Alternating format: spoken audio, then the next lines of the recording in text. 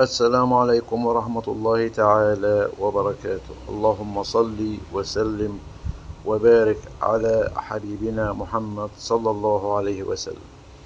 النهاردة يا جماعة يوم جديد وفيديو جديد، وجاي لكم بفيديو حلو خالص. النهاردة الولاد كانوا عندي وقالوا يا بابا عايزين ناكل أكل الذرة. ده طبعا الذرة زي ما انتم شايفين هما. الذرة نوعين، نوع فيه أبيض وفيه نوع أصفر. فطبعا اللي موجود معانا ده ذرة أبيض، وطبعا احنا هنشوف اهوت وهنجيب الذرة ونوريكم زي ما حضراتكم شايفين اهوت. رحنا عند الحاجة حماتي، الله يديها الصحة ويبارك فيها يا رب ويحفظها ويشفيها. فهي قالت تعالوا خدوا اللي انتوا عايزينه. وجينا اهوت نشوف الذرة اهوت. هو الذرة ده يا جماعة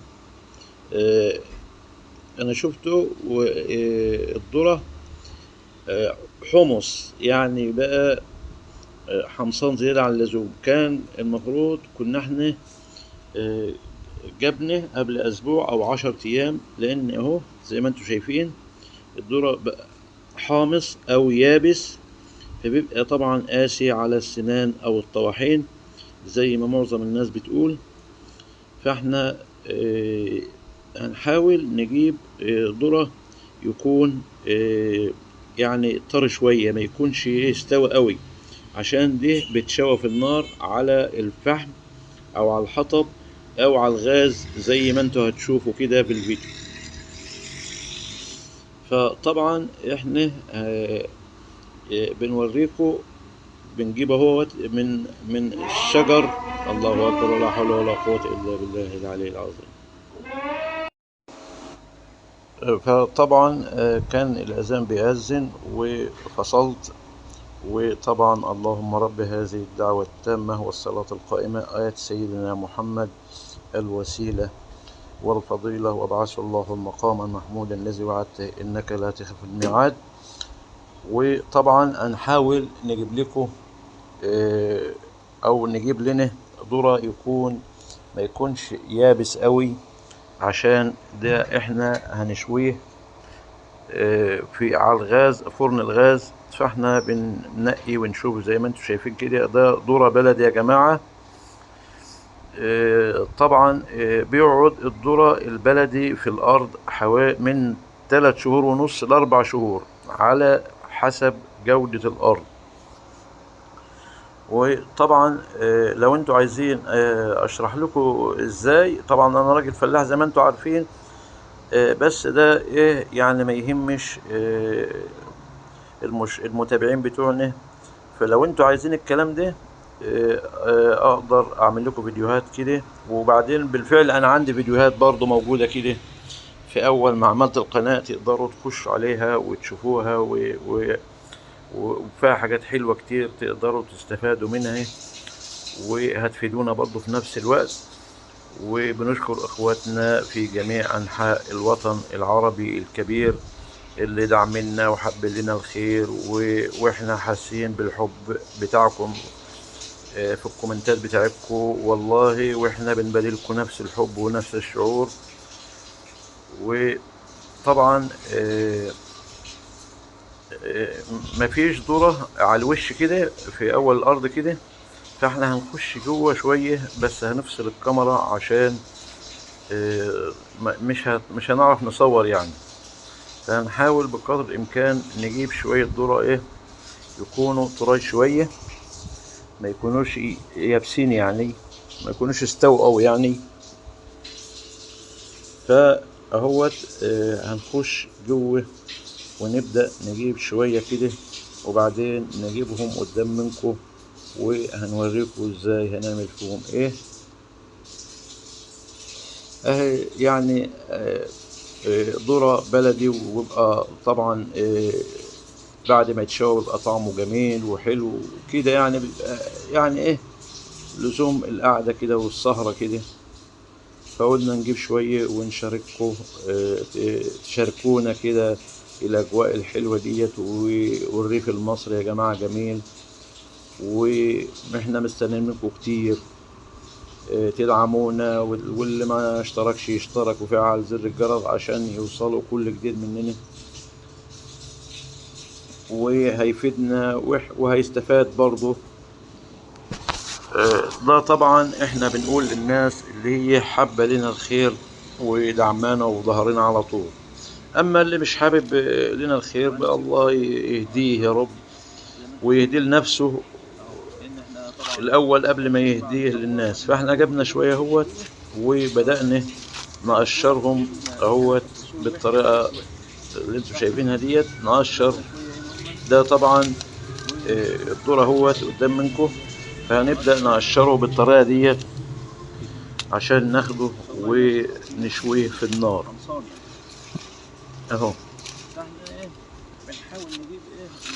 طبعا الحاجة ام اسلام هي اللي هتشويه، الله يبارك فيها ويديها الصحة، وهي اللي جت معايا، وهي اللي ماسكة الكاميرا برضه بتصور دلوقتي اهو. ده طري اهو، شايفين الذرة اهو، بسم الله ما شاء الله اهو. كده بتك عليها اهوت عشان اشوف طري ولا ايه. هو ده المطلوب بالظبط، هو ده اللي احنا محتاجينه. وطبعا انا كلت الذرة دي في الاردن، كلته في العراق، بس مش مشوي، بيتسلق في ميه وبيتعمل عليه ليمون وبقى طعمه جميل. الذرة انا بقول على الذرة الاصفر اللي هو بيتسلق، لكن ده بتشوي، والاصفر برضو بتشوي على الفحم برضو، وبيكون اطيب واحسن.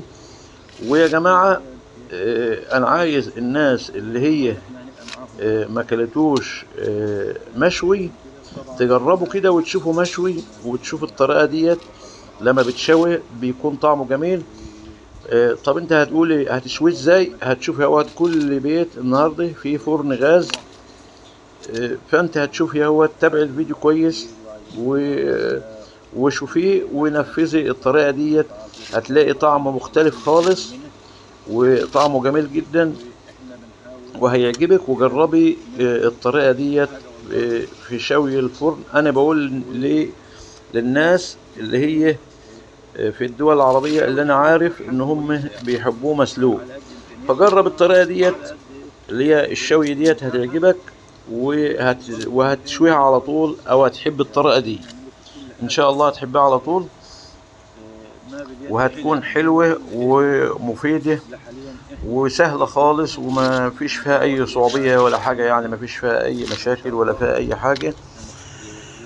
وطبعا زي ما انتم شايفين احنا بنقشره وبنجيبه من الارض زي ما انتم شايفين كده اهو. بنوريكم كل حاجة، ولما تجربوه قولوا لنا هيبقى طعمه عامل ازاي.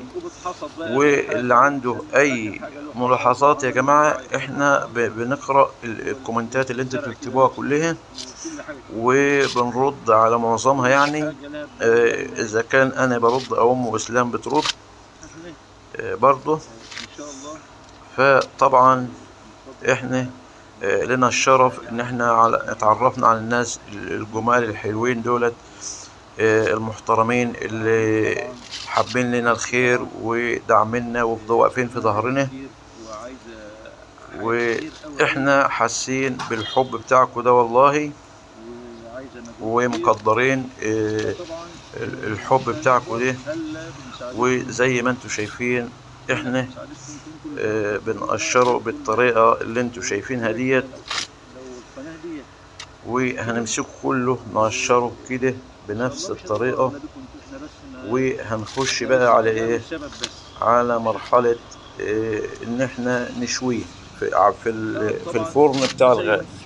طريقة سهلة خالص ومش صعبة ولا حاجة، وتقدر اي ست بيت تعمله ما كانش عندها فرن غاز تقدر تعملها في البوتاجاز بتاعها في الفرن، وهتلاقيها طريقة سهلة خالص ومريحة وهتلاقي طعم مختلف وجميل جدا. وهي تجربة جربيها واكل اولادك وتغييره يعني.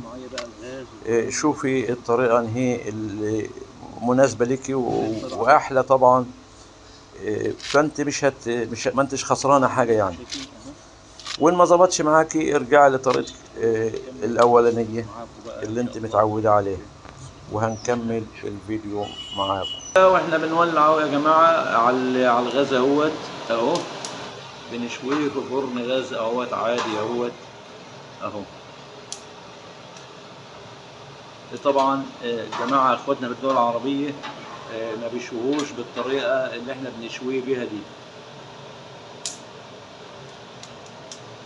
طبعا هو هناك بيتسلق وبيتعمل عليه ليمون وكلام من ده طعم برضه. بس الذرة عندنا الابيض ده بتشوي زي ما انتم شايفين كده على النار او على الفحم.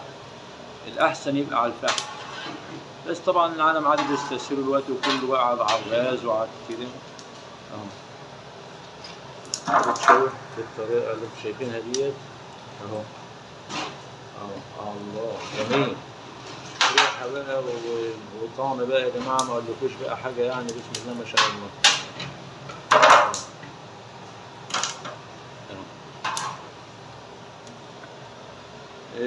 اخواتنا الدول العربيه بقى لو انتوا عايزين تجربوا الطريقه المصريه ديت في الشوي دي برضو جربوها كده وقولوا لي رايكم فيها ايه. جميله برضو يعني طريقه الشوي دي جميله عن عن السلق والكلام من ده. لو جربتوها هتعجبكم قوي الطريقه دي. ولو كمان لو ما فيش عندك فرن غاز تقدر تعمليه على الحطب او على الفحم عادي. للجماعه اللي هم الريفيين زي حالتنا كده بنعمله برضو على الفحم، برضو بيكون كمان اطيب واطعم كمان من الطريقه دي كمان، يكون طعمه جميل قوي. وطبعا احنا هنكمل بقى الفيديو ان شاء الله اما نروح البيت بقى مع الاحفاد بقى والعيال وكده يعني. وان شاء الله نكمل معاكم الفيديو في البيت، بس احنا بنوريكم طريقة الشوي ازاي وكده عشان تبقوا عايشين معانا الاجواء الحلوة الجميلة ديت. وهنكمل معاكم الفيديو ان شاء الله اما نروح.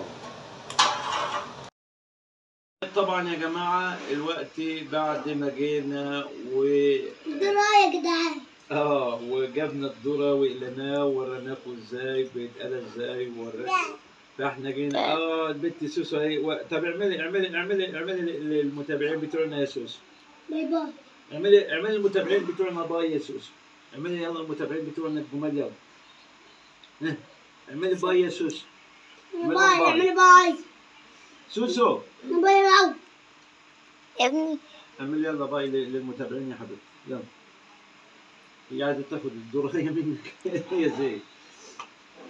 فطبعا احنا بنشكر اخواتنا وحبايبنا من جميع انحاء الوطن العربي الكبير، واحنا بنحبكم والله زي ما انتم بتحبونا، وادعمونا. واللي ما اشتركش يا جماعه يشترك في القناه وفعل زر الجرس عشان يوصلكم كل جديد مننا. وان شاء الله برضه يا زين قول للمتابعين بتوعنا حبايبنا كلمه. والبت سوسو عايزه تنزل اهيت. انزلي يا سوسو. وبنشكر. اتكلم بقى. مش انت بس شاطر تقول لي هطلع معاك يا جدو اطلع معاك يا جدو. قول بقى انت الدور هيروح فين؟ قول شويه بقى، قول كلمتين وبعدين هناكل الدور اهو هروح فين؟ ها؟ اتكلم بقى. انتوا حلوين معانا اشتركوا في القناة. ايوه عشان فعل الجرس ليكم. فعلوا الجرس ايوه عشان يوصلكم كل جديد مننا. وانا زيزو. انا زيزو بحريف. ايوه زيزو الحريف. وطبعا يا جماعه زي ما بنقول دايما على طول دمتم في امان الله وامنه وحفظه، والسلام عليكم ورحمه الله تعالى وبركاته.